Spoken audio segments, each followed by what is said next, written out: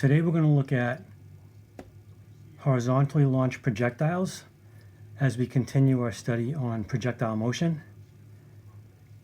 The key aspects of projectiles are that we're making some key assumptions here. We're going to assume no air resistance in either direction. We're going to assume the object never changes how fast it's moving horizontally until it impacts the ground. So constant horizontal velocity in the x direction. Conceptually, the most difficult thing to understand is that the y motion, the up and down motion of the projectile, has no influence whatsoever on its motion horizontally. So these are referred as either decoupled or they're independent of each other. Because when we look at the vectors, horizontal vector being this way, and a vertical vector, if we look at the velocities, being this way, vectors that are perpendicular to one another, there's no part of this that will add or subtract to this one because they're not in line at all. So remember that when we're solving this, I set up a table and say, what's my information in the horizontal direction or the x direction? What's my information in the y direction? And then looking at the unknowns, I can try to solve what is asked of me in a problem. We are using the motion equations again, and you can get by essentially with these two down here. This one isn't used as much for the horizontal launches. It comes in more with the type 2 problem, which is launching from the ground, reaching a maximum height, then coming back to the ground. So this one is pretty much the mainstay when you look at horizontally launched projectiles. And the way I typically write this is I use the x to denote a length. So I'm not specifically saying, hey, this only is an x equation. I can make this into a y equation just by looking at the variables and knowing what they equal. So keep that in mind. When you look at horizontally launched projectiles, the questions that I ask are fairly standard.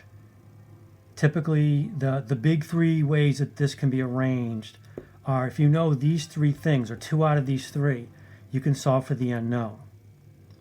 So if you know how high up the projectile is being launched from, you can calculate how long it takes to hit the ground due to gravitational pull.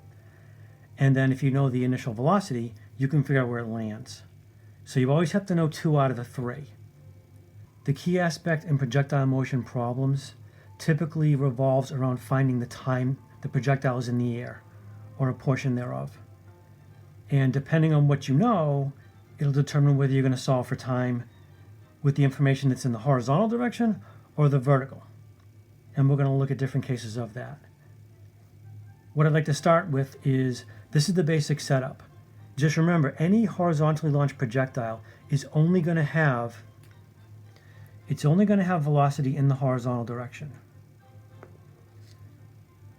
And so we can come up with a value here, but this does not affect how long it's in the air. This is one of the videos I talk about. How high up it is off of the ground determines how long it takes to fall. So when I talk about these problems, I often say height dictates time. If you know the amount it falls from its initial height above the ground, you can calculate the time it takes to hit the ground.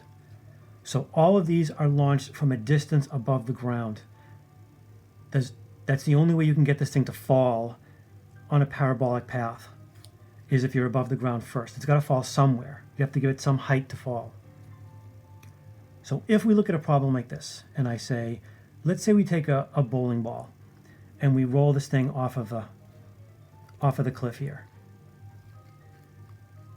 So it's going to go this way. All right. Let's have it move at 5 meters a second. And it's going to go horizontally initially.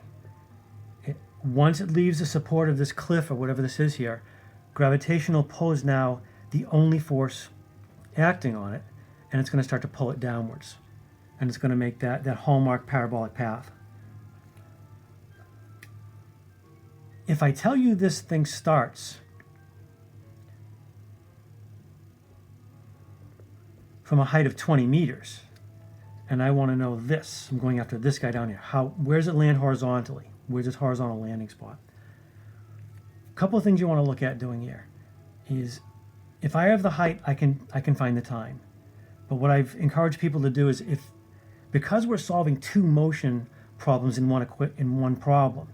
Okay, we're looking at we're solving horizontal and vertical separately, I keep a table and I look at what I know. And so I just start to fill it in because some of the stuff stays the same, some of it is fairly easy to kind of look at and calculate. If we look at the horizontal velocity, I know that this thing is moving horizontally at 5 meters a second. Now, if we want to follow the extreme here, anything that is launching horizontally has no vertical velocity to it initial. So that's always going to be a 0 with a horizontal launch problem. We don't know how fast it's going to be moving vertically, so that's a question mark for me.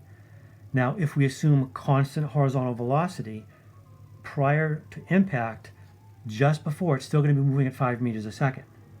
And what that's going to mean is that the acceleration is always 0 for every single projectile problem we look at. If we look in the vertical direction, we have gravity acting. And depending on the course I'm focusing on, you're either going to be using -10 or -9.8. It depends on what you want to do here or what your teacher's asking you to do. I don't know the time it takes for this thing to hit the ground. This means horizontal displacement, and then this is going to mean vertical displacement. So assume this is a delta y or a change in y over here. My goal, my target, is I want to get this right here. I'm going to need this. I'm going to need the time to do that. I know how far this thing is up off of the ground. So the tricky part here is, remember, this is not rising. So displacement is a vector. So this thing is falling 20 meters. So this has to go in as a -20. Now let me go with a... It is falling 20 meters in the downward direction. So the minus is really important here. Now look at how much we got filled in here. My goal is to get this. Where does it land? In order to get this, I'm going to be using this equation over here.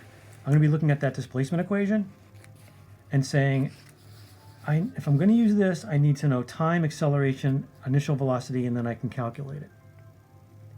Therefore, solve for time first. And what I want you to look at is, if you try to solve for time, we have two equations here. We can use this one, or we can use this one. And I'm going to look at this and say, which column do I have more information in that I can possibly solve for time? So technically, if you know the time for one column, you know the time for both because you have one object. So you don't get two different times when it hits the ground. So if you know one of these, you know the other. So I have that's known, that's known, that's known, 2 question marks.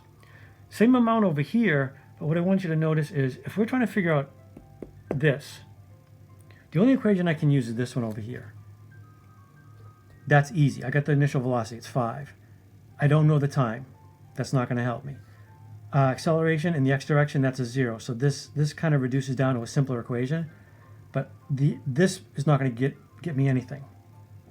If you decide to say, well, let's use the VI and the VF. Let's put that in here. Assuming we're in the x direction, you get 5 equals 5 plus 0 times t. Great. That gets you nowhere. It just tells you, hey, 5 equals 5. Awesome. Doesn't help me. So this is not going to help you. So we want to focus on this column, the vertical displacement. And so I would rewrite this equation, and I would do it this way. I'm going to assume it's a vertical displacement, so I'm going to write a y here. Now it's VI y, so initial velocity in the y direction. I know there are a lot of subscripts here, just kind of hang with me. Plus 1/2 acceleration in the y time squared.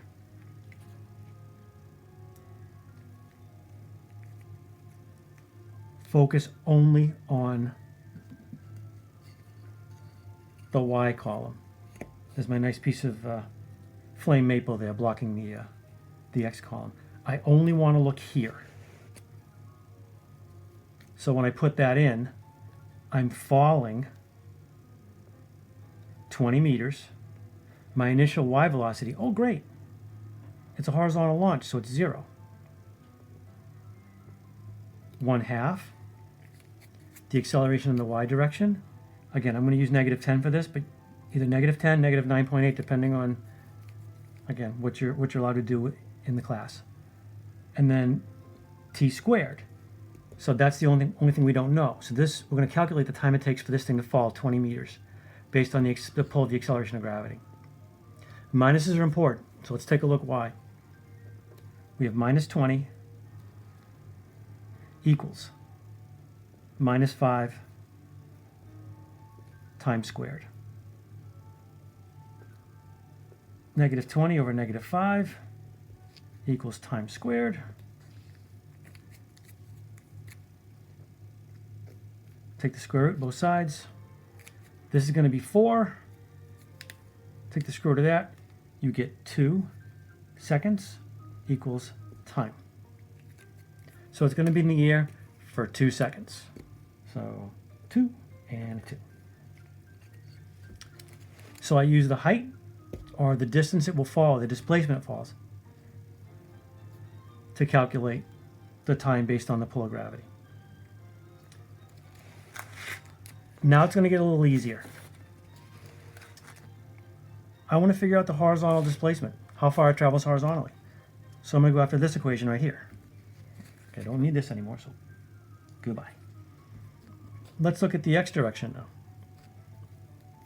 Okay, I'm feeling purple, so let's take a look at this.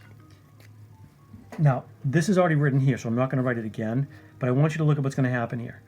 If we start to fill things in here, the initial velocity in the x direction. Okay, remember, ignore the y direction. We're not looking at that. Just no, avert your eyes.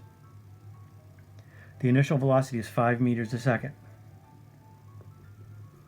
The time it is in the air, 2 seconds. Plus 1/2. Now, what's the acceleration here? Okay. Acceleration is -10. Times 2 squared. Right? No. You looked at the column you shouldn't have looked at. This is all x motion. The acceleration in the x direction is 0. Absolutely. So this term, 1/2 0 times squared, everything's multiplication, so goodbye, it's gone. So this is really simple, isn't it? 5 meters a second times 2 seconds. It's going to travel 10 meters horizontally by the time it hits the ground. So this is 10 meters when it hits the ground. The only equation you'll ever use for horizontal motion in projectiles is one that I've already showed you. It's just, I don't want you to look at 2 different equations because of the same thing. I often show this, or the first time we learned this out of the big motion equations, is we also looked at it and said, well, we can look at the displacement as being the average velocity times the time. And what you want to keep straight here is the average velocity is, what is the velocity on average in the x direction? Well, if it's 5 meters a second when it starts, and it's 5 meters a second just prior to impact, the average velocity is your initial velocity. If you want to do the math out, the average is VI plus VF, that's 10 over 2, gets you back to 5. So this is just a different expression where I'm saying the initial velocity in the x is the same thing as the average velocity. All right? This is what I call a first level problem. You're given the height, and the initial velocity, and they want to know where it lands horizontally.